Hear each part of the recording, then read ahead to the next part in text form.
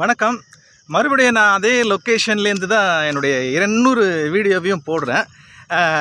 கொஞ்சம் நான் இந்த வீடியோவை அவுட்டோரில் போடுறத கொஞ்சம் பொறுத்து கொள்ள வேண்டும். ஏன்னா நான் வந்து தொடர்ந்து நேத்திக்கு அந்த ஸ்டெப்ஸ் வெற்றிப்படிகள் பற்றி பேசிகிட்டு இருந்தபோது தொடர்ந்து இன்னும் நிறைய விஷயங்கள் பேசலான்னு நான் நினச்சேன். அது பேசுகிறதுக்கான அவகாசம் இருந்தாலும் எனக்கு ஒரு சரியான ஒரு இன்டோர் எக்யூப்மெண்ட்ஸு இல்லை வந்து இன்டோரில் வந்து நம்ம வந்து படம் எடுத்து பர்ஃபெக்டாக எடுக்கிற அளவுக்கு காலம், சூழ்நிலை, அவகாசம், செலவு இது எல்லாம் என்கிட்ட இல்லாத காரணத்தினால கொஞ்சம் நான் தள்ளி வைக்கிறேன். ஆனால் கண்டிப்பாக கூடிய சீக்கிரம் நான் வந்து உங்களுக்கு நீங்கள் எதிர்பார்க்குற மாதிரி பர்ஃபெக்டான ஒரு இது, அதாவது நீங்கள் புரிந்து கொள்ளும் ஒரு அருமையான வீடியோ, அதாவது ஈஸியாக ஆடியோ வீடியோ கிளாரிட்டி கொடுக்கறதுக்கு நான் ஏற்பாடுகள் செய்கிறேன். அதுவரை கொஞ்சம் அண்டர் கன்ஸ்ட்ரக்ஷன் மாதிரி நினச்சிக்கோங்களேன். கொஞ்சம் அது வரைக்கும் நான் என்ன கண்டென்ட் சொல்கிறேன் இந்த வீடியோவில் அப்படிங்கிறத மட்டும் நீங்கள் கொஞ்சம் பாருங்கள். இதுதான் நான் உங்ககிட்ட கேட்குறது. என்ன ரீசன் அப்படின்னா, இப்போ உதாரணத்துக்கு ஒரு பெரிய ப்ராஜெக்ட் வருது அப்படின்னா கூட நம்ம வந்து அதுக்கு முன்னாடி பல சிரமங்களை நம்ம அனுபவிக்க வேண்டியிருக்கும். அது மாதிரி நான் வந்து நான் நல்ல பெரிய நல்ல அருமையான ஆடியோ வீடியோ விஷுவல் கிளாரிட்டியோட வீடியோ போடுறதுக்கு இருந்தாலும் அதுக்கு கண்டிப்பாக டைம் எடுக்கும். அந்த டைம் எடுக்கும். அதாவது அண்டர் கன்ஸ்ட்ரக்ஷன், இப்போ மெட்ரோ ட்ரெயின் வேலை நடக்குது பார்த்தீங்களா நம்ம ஊரில், எத்தனை டிஸ்டர்பன்ஸு, உங்களால் நேரத்துக்கு ஆஃபீஸ் போக முடியல, எல்லாத்தையும் நீங்கள் ஏன் பொறுத்துக்கிறீங்க அப்படின்னா, sorry for the inconvenience for a better tomorrow அப்படின்லாம் போர்டு வச்சுருப்பாங்க. அது மாதிரி please sorry for the inconvenience. நான் வந்து ஒரு குவாலிட்டி வீடியோ போட்டு தான் என்னுடைய ஆசை, கூடிய சீக்கிரம் போடுறேன். அது வரைக்கும் கண்டென்ட்டை மட்டும் பாருங்கள். இப்போ நான் இந்த இப்போ நான் ஸ்டெப்ஸை பற்றி பேசினேன். அடுத்தது கன்ஸ்ட்ரக்ஷனில் இருக்கிற அடுத்த ஆஸ்பெக்ட்ஸ்லாம் பற்றி பேசுறதுக்கு முன்னாடி இந்த மெட்ரோவை பற்றியே நான் ஒரு வார்த்தை சொல்கிறேன். இந்த மெட்ரோ கன்ஸ்ட்ரக்ஷன், மெட்ரோ ட்ரெயின்கிறது எப்படி அப்படின்னு நீங்கள் பார்த்தீங்க அப்படின்னா, இது வந்து மொத்தம் நம்ம என்ன நினச்சிட்ருக்கோம், தமிழ்நாட்டில் வந்து ரொம்ப பிரமாதமாக மெட்ரோ இதெல்லாம் போட்டு எல்லாம் பண்ணிகிட்ருக்காங்க அப்படின்ட்டு. அஃப்கோர்ஸ் பண்ணியிருக்காங்க. ஆனால் ஆக்சுவலாக இந்தியாவில் வந்து இந்த மெட்ரோ ட்ரெயின் அப்படிங்கிறது 21 சிட்டியில் ஆக்சுவலாக ஃபங்க்ஷன் ஆகிட்டுருக்கு. இந்த 21 சிட்டியில் வந்து நீங்கள் வந்து அதாவது அதோடைய சைஸு, அதோடைய ஆப்ரேஷ்னல் பெனிஃபிட்ஸு, அதுக்கப்புறம் இன்ஃப்ராஸ்ட்ரக்சர் எல்லாத்தையும் கணக்கில் எடுத்து வரிசைப்படுத்தினீங்கன்னா, நம்பர் 1ல் இருக்கிறது டெல்லி, நம்பர் 2ல் இருக்கிறது பெங்களூர், நம்பர் 3ல் இருக்கிறது கூட ஹைதராபாத், 4th தான் ஆக்சுவலாக சென்னை மெட்ரோ இருக்குது. ஆனால் இதில் ஒரு பெரிய பிரச்சனை ஒன்று இருக்குது. தமிழ்நாடுன்ற ஆங்கிளில் பார்த்தீங்கன்னா இந்த மெட்ரோ வந்து ஆக்சுவலாக நமக்கு வந்து ஒரு பெரிய அச்சீவ்மெண்ட் இல்லைன்னு நான் சொல்ல முடியும். என்ன ரீசன் அப்படின்னு கேளுங்களேன். இப்போ உதாரணத்துக்கு நீங்கள் வந்து என்னன்னா, நான் சும்மா சின்ன ஒரு எக்ஸாம்பிள் சொல்கிறேன், நீங்கள் வந்து அண்டர்ஸ்டாண்ட் பண்ணிக்கோங்க. என்ன அப்படின்னா, சாரி, இப்போ நம்ம வந்து இது இருக்கு இல்லையா, இந்த மாதிரி இந்த ட்ரக்ஸு ஒரு மெட்ரோ ப்ராஜெக்ட் அப்படின்னு நம்ம பண்ணும்போது யூஸ்வலாக வந்து அதோடைய பெனிஃபிஷியரி அப்படின்னு பார்த்தீங்க அப்படின்னா பெரிய மெட்ரோபாலிட்டன் சிட்டிஸாக தான் இருக்கும். அந்த மெட்ரோபாலிட்டன் சிட்டிஸில் வந்து டெல்லி வந்து ஒரு perfect example, how to get maximum benefit of metro. அவ்வளோ பெரிய நெட்வொர்க்கு. நான் டெல்லி போன போது பார்த்தேன், அவ்வளோ பர்ஃபெக்டான every thing was there. And என்னென்னா அங்கே வந்து ப்ராஃபிட்டபிள் மட்டும் இல்லை, இப்படி ஒரு சர்விங் 1 பில்லியன் பீப்புள் சர்வ் பண்ணுற ஒரே மெட்ரோ அது தான். நீங்கள் மற்ற இதெல்லாம் கணக்கு எடுத்திங்கன்னா 126 மில்லியன், 73 சென்னையெல்லாம் 73 மில்லியன் அப்படின்ட்டு இருக்குது. இதில் என்னென்னா சென்னைக்கு மிகப்பெரிய பொட்டென்ஷியல் இருக்குது. ஏன் அப்படின்னா அடுத்த போட போகிற 2 லைன் இருக்குது இல்லையா, பூந்தமல்லி அண்ட் இது அடுத்த 2 லைன் போட போகிறாங்க. அந்த 2 லைன் வந்து சோழிங்கநல்லூர் இதெல்லாம் கம்ப்ளீட் ஆச்சு அப்படின்னா இன்னொரு 100 மில்லியன் ஆட் ஆகும். அப்படி ஆகும்போது செகண்ட் பொசிஷனுக்கு வந்துடும். அந்த அளவுக்கு பெரிய நெட்வொர்க்கு. ஆனால் அது நடக்கலை. அது ரொம்ப மெதுவாக நடந்துகிட்டு இருக்காங்க வேலையெல்லாம். ஒரு அங்கெல்லாம் போய் பாருங்களேன், இதை விட மெதுவாக நடத்த முடியுமான்ற மாதிரி பெரிய கம்பெனியெல்லாம் வேலையை நடத்திட்டுருக்காங்க, L&T அந்த மாதிரி. ஆனால் இதில் ரொம்ப நான் முக்கியமாக குறிப்பிட்டு சொல்ல வேண்டிய விஷயம் என்ன அப்படின்னா, என்னடா ஏதோ கன்ஸ்ட்ரக்ஷனை பற்றி பேச ஆரம்பித்து மெட்ரோவை பற்றி பேச ஆரம்பிக்கிறேன் அப்படின்னு நினைக்காதீங்க. ஒரு ப்ராஜெக்ட் அப்படின்னு நடக்கிறோம் அப்படின்னா அந்த ப்ராஜெக்ட் வந்து எப்படி நம்ம வந்து அதுக்கெல்லாம் ப்ராஜெக்ட் ரிப்போர்ட் ஒன்று பண்ணுவாங்க, DPR பண்ணுவாங்க, அதுக்கப்புறம் ஃபீஸிபிலிட்டி, டிராஃபிக் சர்வே, இத்தனை விஷயங்களையும் பண்ணி தான் மெட்ரோ ட்ரெயின் வந்து கன்சீவ் பண்ணுறாங்க. அப்படி கன்சீவ் பண்ணப்பட்டது தான் பெங்களூருடைய mega success of the metro. இவ்வளோ மெகா சக்ஸஸ் ஆனவங்க வந்து அடுத்தது வந்து பெரிய பெரிய நெட்வொர்க்கு, டபுள் லேயரு, பெரிய நெட்வொர்க்கு. இப்போ தான் நான் சொல்ல வர முக்கியமான பாயிண்ட் ஒன்று இருக்குது. என்ன அப்படின்னா, இப்போ வந்து நீங்கள் சென்னைக்கு அப்புறம் வந்து 2 மெட்ரோ ப்ரப்போஸ் பண்ணாங்க. கோயம்புத்தூரில் ஒன்று, மதுரையில் ஒன்று. நானும் நினைப்பேன், இவங்க வந்து எப்போ பாரு டெல்லியை பார்த்து நம்ம சொல்லுவோம் இல்லையா, இந்த மாதிரி எல்லாத்தையும் டெல்லிக்கே கொடுக்குறீங்க, மற்றதுக்கெல்லாம் எங்கேயுமே கொடுக்க மாட்டேங்கிறீங்க, எங்கள் பணத்தெல்லாம் ஜிஎஸ்டி பணத்தெல்லாம் வாங்கி வச்சுட்டு நீங்கள் டெல்லிக்கு தான் பண்ணுறீங்க எல்லாம். அந்த மாதிரி ஆக்சுவலாக இப்படி சொல்கிற தமிழ்நாடு கவர்மெண்ட் என்ன பண்ணுது, தமிழ்நாடு முழுக்க டேக்ஸை கலெக்ட் பண்ணி சென்னைக்கு மட்டும்தான் மெட்ரோ அந்த மாதிரிலாம் பண்ணிகிட்ருக்காங்க. நிஜமாவே இந்த மதுரைக்கும் கோயம்புத்தூருக்கும் சும்மா ஆரம்பிச்சு கண் துடைப்புன்னு கூட சொல்லலாம், செகண்ட் டயர் சிட்டிக்கு. இதே மகாராஷ்டிராவில் முடிச்சாச்சு, பூனாவில் செகண்ட் டயர் சிட்டி பூனாவுக்கு முடிச்சாச்சு. நாக்பூர் வந்து பெரிய மெட்ரோ இருக்குது. மகாராஷ்டிராவில் மும்பையை தவிர 2 எக்ஸ்ட்ரா சிட்டியில் மெட்ரோ ஓடிட்டுருக்கு சக்ஸஸ்ஃபுல்லாக.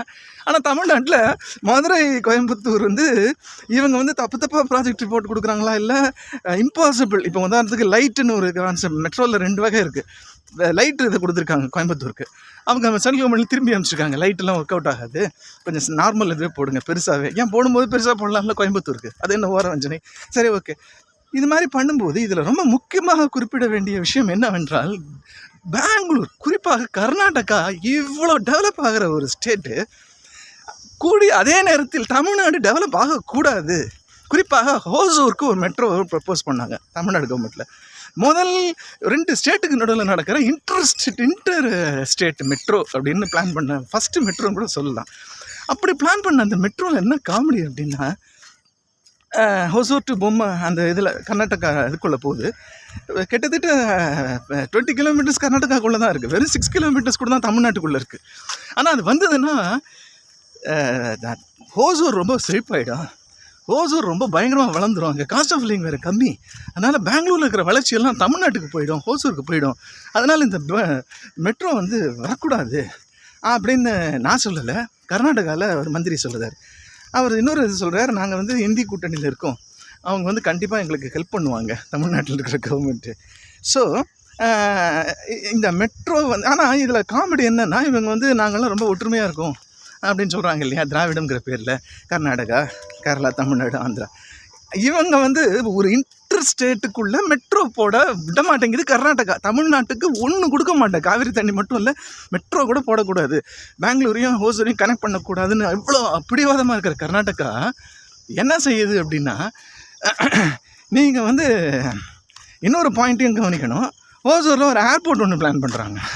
அந்த ஏர்போர்ட் வந்து ஏற்கனவே இன்டர்நேஷ்னல் ஏர்போர்ட் ஒன்று இருக்குது. சரி, சென்னையை தவிர ஒரு மெட்ரோ தான் இல்லை, ஒரு ஏர்போர்ட்டு, வேறு பெரிய ஏர்போர்ட், இன்டர்நேஷ்னல் ஏர்போர்ட் கட்டலான்னு பார்த்தா இவங்க என்ன சொல்கிறாங்க, கர்நாடகா 133 கிலோமீட்டர் ரேடியஸில் நீங்கள் ஏர்போர்ட்டே கட்டக்கூடாது பெங்களூர்லேருந்து, ஹோசூருங்கிறது அதுக்குள்ளே வருது அப்படின்னு சொல்லி இப்போ அதையும் வந்து தடுக்கிறாங்க.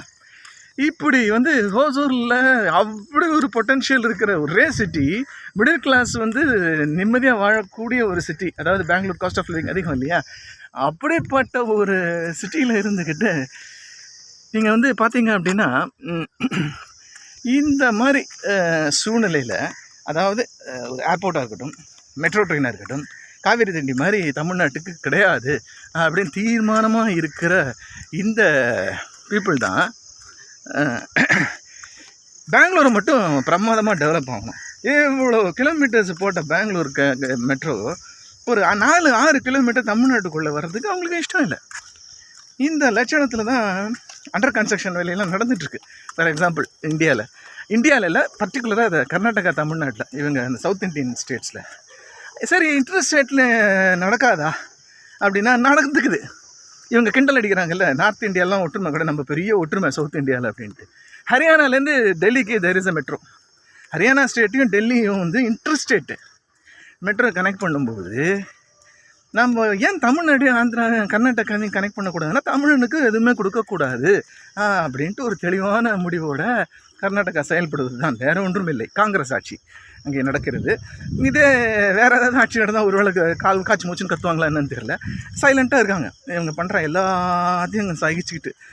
எதுக்கு சொல்ல வரேன், சரி ஓகே, இதுக்கு ஹோசூருக்கு பண்ண மாட்டேன், ஒன்றும் இல்லை, 133 கிலோமீட்டர் ரேடியஸில் நீங்கள் வந்து ஏர்போர்ட் கட்டக்கூடாதுன்னு அவன் சொல்கிறான் அப்படின்னா, அப்படி ஒரு கண்டிஷன் இருக்குன்னே வச்சுப்போம். ஏர்போர்ட் அத்தாரிட்டியில். நான் என்ன சொல்கிறேன், நீங்கள் வந்து 60 கிலோமீட்டர்ஸ் இந்த மூச்சு வாங்குறதுலாம் கொஞ்சம் அட்ஜஸ்ட் பண்ணிக்கோங்க ப்ளீஸ். வேறு வழி இல்லை எனக்கு. இதுதான் ஒரே பிளேஸு, இதுதான் ஒரே டைம் எனக்கு இந்த வீடியோ போடுறதுக்கு. நீங்கள் ஹோசூர் இருக்குது இல்லையா, ஹோசூர்லேருந்து ரேடியஸ் 133 கிலோமீட்டர். ஏன் நார்த்தன் டைரக்ஷனில் போகிறீங்க? இப்படி ஈஸ்டர்ன் டைரக்ஷனில் வந்து சேலத்துலேயும் மெட்ரோ போட்டு ஹோசூரையும் சேலத்தையும் கனெக்ட் பண்ணுங்கள். பெங்களூரையும் ஹோசூரையும் தானே கனெக்ட் பண்ண கூடாதுன்னு அந்த கர்நாடக கவர்மெண்ட் சொல்லுது. சேலத்தையும் ஹோசூரையும் கனெக்ட் பண்ணிட்டு போடலாமே. அங்கேயே நீங்கள் வந்து சேலத்தையும் ஒரு இன்டர்நேஷ்னல் ஏர்போர்ட் ஆக்கிட்டு அதுக்கு நடுவில், அதாவது 133 கிலோமீட்டர் தாண்டி அந்த எட்ஜில் 134வது கிலோமீட்டரில் பிக்கஸ்ட் ஏர்போர்ட் ஒன்று பண்ணிட்டா ஒன்றுமே பண்ண முடியாது கண்டிஷன் படி. இப்படி வந்து கொஞ்சம் பிளானிங்கில் இன்டெலிஜென்ஸ் யூஸ் பண்ணாலே முடிச்சிடலாம். ரெண்டாவது, மதுரை கோயம்புத்தூருக்கு இது என்ன இது மதுரைக்கு வந்து 8,500 rupees crores வந்து ப்ராஜெக்ட் கொடுத்துருக்காங்க. இல்லை 11,000 crores ஆகுங்கிறதுனால தூக்கி அதை தள்ளி போயிட்டே இருக்குது. நான் என்ன கேட்குறேன், இதெல்லாம் காஸ்ட்டு 1,500 கோடி கொடுக்க முடியலன்னா அப்போ தமிழ்நாடு மெட்ராஸுக்கு மட்டும், சென்னைக்கு மட்டும் மெட்ரோ போடும்போது 1,00,000 கோடி வரைக்கும் இன்ஃப்ளேட் ஆனாலும் காஸ்ட்டு அது ஒன்றும் பிரச்சனை வருது இல்லையே. அது எப்படி மதுரைக்கும் கோயம்புத்தூருக்கு மட்டும் பிரச்சனை வருது? இதுதான் நான் சொல்ல வரேன். நீங்கள் Tier 2 சிட்டிஸை இப்போ டெவலப் பண்ணுறதுக்கு ப்ராப்பரான நம்ம கொடுத்த ப்ராஜெக்டை அவங்க உடனே ஒத்துழைக்கணும். அத்தனை பேரும் ஒத்துக்கணும். ஒரு குறை சொல்ல முடியாது. அப்படி கொடுக்கணும் அந்த ப்ராஜெக்ட் ரிப்போர்ட்டை. ஒசூரில் அப்படி பண்ணணும், மதுரையில் அப்படி பண்ணணும், இதில் பண்ணணும். அதெல்லாம் விட்டுட்டு எய்ம்ஸ் கொண்டு வரலன்ட்டு அடுத்தவனை பார்த்து சொல்கிறீங்களே. நீங்கள் மெட்ரோவை கொண்டு வர முடியல உங்களால். அதை ஒரு கேள்வி கேட்க மாட்டேங்கிறாங்க அவங்களும். நீங்கள் என்ன மெட்ரோவை கொண்டு வந்தீங்களா? எங்களை பார்த்து சொல்கிறீங்களே எய்ம்ஸ் வரல, மதுரைக்கு எய்ம்ஸ் வரலன்ட்டு. எத்தனை நாள் அந்த மெட்ரோ ப்ராஜெக்ட் மதுரைக்கு வரல தெரியுமா உங்களுக்கு? அதெல்லாம் வந்து காரணம் இவங்க. இந்த மாதிரி எல்லா கவர்மெண்ட்டும் வந்து southern side apart from Chennai, பெங்களூரை தவிர மற்ற 2 tier சிட்டிஸை டெவலப் பண்ணுறதுல எந்த விதமான ஒரு பிளானிங், என்ன சொல்கிறது, லாங் விஷன் எதுவுமே இல்லை. இதெல்லாம் மாறணும். இதெல்லாம் வந்து பிளானிங்கில் இருக்கிற பிரச்சனைகளை வந்து சொல்லணும் அப்படிங்கிறதுக்காக தான் நான் இதை சொன்னேன். நான் பாருங்களேன், நானே வந்து இந்த வீடியோ பிளானிங்கில் எனக்கு பெரிய பெரிய ப்ராஜெக்ட்ஸ் வீடியோ போடணுன்னு ஆசைப்பட்டாலும் நல்ல குவாலிட்டியோட இப்போ இருக்கிற இதுக்கு கொஞ்சம் பொறுத்துக்கோங்க அப்படின்ட்டு எப்படியோ கஷ்டப்பட்டு பண்ணுற மாதிரி, அது மாதிரி எப்படியோ கஷ்டப்பட்டு அந்த ப்ராஜெக்ட் எடுத்துகிட்டு போனோம். ஹோசூரை டெவலப் பண்ணி தான் ஆகணும்னா அதுக்கு at any cost you have to do it. அதான் that's my point. And moreover 21 சிட்டியில் வரப்போகுது. இதில் 21 சிட்டியில் வந்து 5வது இருக்கிறது 4வதுலேருந்து 1வதுக்கு வரணும் சென்னை.